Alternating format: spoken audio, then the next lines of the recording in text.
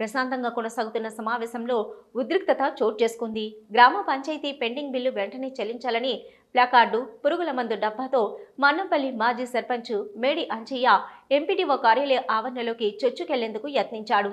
దీంతో పోలీసులు అంజయ్య వద్ద ఉన్న పురుగుల మందు డబ్బాను స్వాధీనం చేసుకుని అంజయ్యను పోలీస్ స్టేషన్కు తరలించారు. దీంతో కొంత ఉద్రిక్త పరిస్థితి నెలకొంది. ఇప్పటికైనా తమకు రావాల్సిన గ్రామ పంచాయతీ పెండింగ్ బిల్లును వెంటనే చెల్లించాలని అంజయ్య డిమాండ్ చేస్తున్నారు.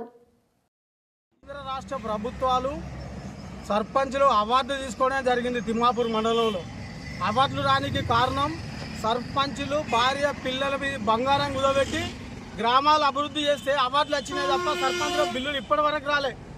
నాటి ప్రభుత్వమైనా, బీజేపీ ప్రభుత్వమైనా, టీఆర్ఎస్ ప్రభుత్వమైనా, కాంగ్రెస్ ప్రభుత్వానికి కూడా విజ్ఞప్తి చేసినాం ఎన్నోసార్లు.